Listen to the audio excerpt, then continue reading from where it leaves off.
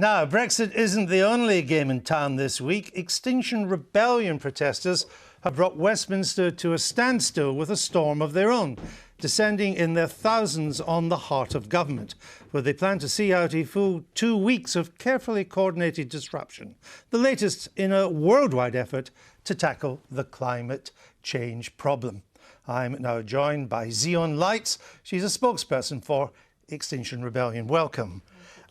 I've seen some of your activists claim on TV that billions of people are going to die in quite short order.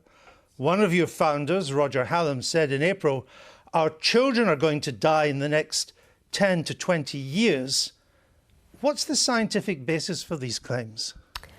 So these claims have been disputed, admittedly. There are some scientists who are agreeing and there are some who are saying that they're simply not true. But, you know, the overall issue is that these deaths are going to happen. We don't know exact numbers, and actually it's a little bit, you know, concerning to focus on how many deaths. There will be deaths and mass suffering, and that, you know, any amount is enough as far as we're concerned. But most scientists don't agree with this. Climate change scientists, those who know there is a problem and it has to be tackled and things have to be done, more has to be done that's being done.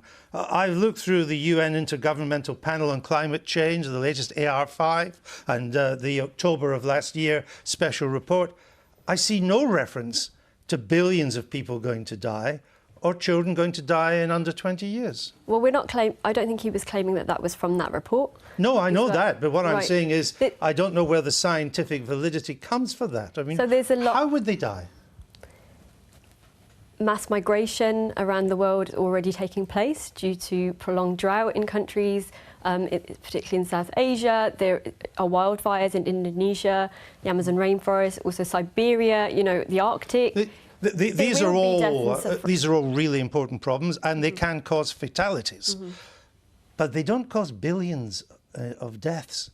They don't mean that our young people will all be dead in 20 years. No, perhaps not in 20 years, but I can't speak to what Roger was, you know... He's one of your founders. With that. He's one of the members of Extinction Rebellion, yes. I mean, you talk weather-related disasters. There seem to be a lot of them around at the moment, and people die from them.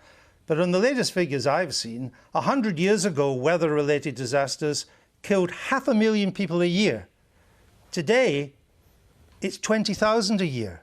Still 20,000 too many, but it's a reduction of 95,000. It doesn't lead to the 95%. A reduction of 95%, it does not lead to a death of billions. I mean, aren't you scaring people with this rhetoric, aren't you? I think there's a danger of scaring people simply because we're not taking it seriously enough, and people are feeling really, you know, desperate that we're heard on this. And unfortunately, you know, alarmist language works, which is why we're discussing it right now. But does it work? It could. I mean, I've seen young girls on television, part of your demonstration, particularly the school ones, when they take the day off to demonstrate, crying because they think they're going to die in 5 or 6 years' time. No, it's not necessarily... Crying because they don't think they'll ever see adulthood. And yet there is no scientific basis for the claims that your organisation is making.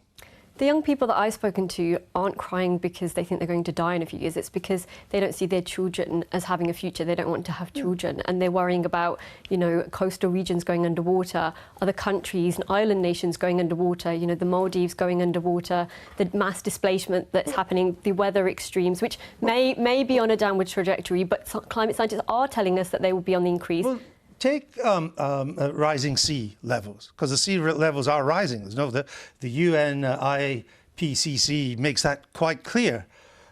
But even the UN IPCC says that its median projection for sea rising is 0.5 metre by 2100, by 2100, at the end of this century. Now, that will create problems from places from Miami to Bangladesh. But 0.5 metre will not result in billions of people dying. If we do the right thing, it could be managed. If we do the right thing, but we're not doing much at all at the moment, so this is one of the problems.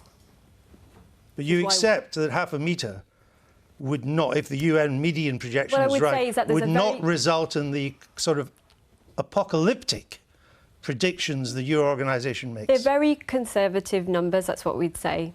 And actually, a lot of the data in the IPCC report, not criticising scientists because they did an incredible job, using pre-industrial levels of data. They're looking at, carbon emissions. They're not looked at factoring feedback loops, things like this. There are climate scientists saying now that we think it's a lot worse. James Hansen, ex-NASA scientist, is saying we're in a planetary emergency. So we're using that language. We're not trying to use alarmist language. We're listening to what scientists are saying and using language that we feel is appropriate to the situation. You are losing alarmist language. One of your other founders said that she thought everybody could be dead within several decades. 97% was the figure she put on it. But you want, at the moment, the IPCC policy, the agreed policy is to try and cut carbon emissions in half by 2030 and go to zero net emissions by 2050. But you want 2025 for zero emissions, only 6 years away. What would that require?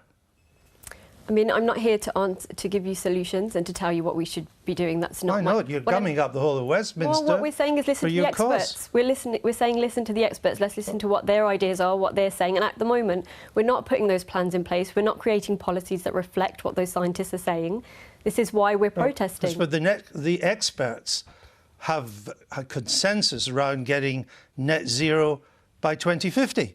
You're saying 2025. You're not listening to the experts. Well, there's some research into the IPCC report that was more recent by Professor Michael Mann, who looked at where they came up with the 2050 figure. And actually, they're relying on a carbon capture, biogas energy storage, BECCS, and there's a problem with that it's an untested technology. And by relying on that, there's a 50-50 chance that we will fail with the 2050 year in place. You can always pick one piece of research. The fact is the IPCC report has 6,000 scientific references, 91 authors, and is a global consensus with review editors from 40 countries. But let's come back to the 2025 target. One critic has said it would mean the confiscation of petrol cars, state rationing of meat, and limiting families to one flight every 5 years. And that was actually on a 2030 target. Do you agree with that? I agree that we need to do whatever it takes to bring emissions down, to allow young people to have a future, be able to have some hope for the future. And I'm not saying that because we're alarming children. I'm listening to what they're saying. They're learning about the consequences of climate change at school, and they're worrying about. Of course, I'm not arguing about the consequences of climate change at all. But you would have to stop to reach your target. You'd have to stop all flying. Aviation would come to an end. Possibly. I mean, by 2025. Again, this is something that we need to look at. We need to look at the aviation industry. We need to do an analysis on what needs to happen, and then we need to take action. Well, we know what would on all industries, agriculture, energy, everything. We know what would happen to be an expert in these areas. If we stopped all flying. It would reduce global temperatures using the mainstream climate models by 0.03 degrees. 0.03 degrees. And you would stop all flying for that. But what you've just said with the IPCC report, we're both in agreement that we listen to that. That's 99% consensus of scientists. That's great. We agree with that. So that report is saying if we don't bring emissions down, so to halt warming I understand. to 1.5 degrees. So aren't we in agreement that we have to? It's the 2025 target, which is the keystone of your policy. It's the precautionary principle that just ask you this. Most homes in this country are heated by gas. Most people cook with gas. The fact is, all of that would have to go in 6 years for a 2025 target, wouldn't it? All of it. We put a man on the moon before we had the internet and mobile phones. We made an international space station. 16 countries worked together to make this and send the parts into space independently using math and assemble it in space. If we really wanted to tackle this emergency, Dr. James Hansen, an ex-NASA scientist, calling it a planetary emergency, Lord Stern... So no cooking with gas or heating with gas. But we've had 30 years to think of better solutions, and now is the time to act to bring down those emissions before it is too late. Zian Lights, I had more to ask you. I hope you come back, continue the debate. It's an important subject. Thank you for being with us. That's it for tonight. I'll be back here next week at 7 o'clock. See you then.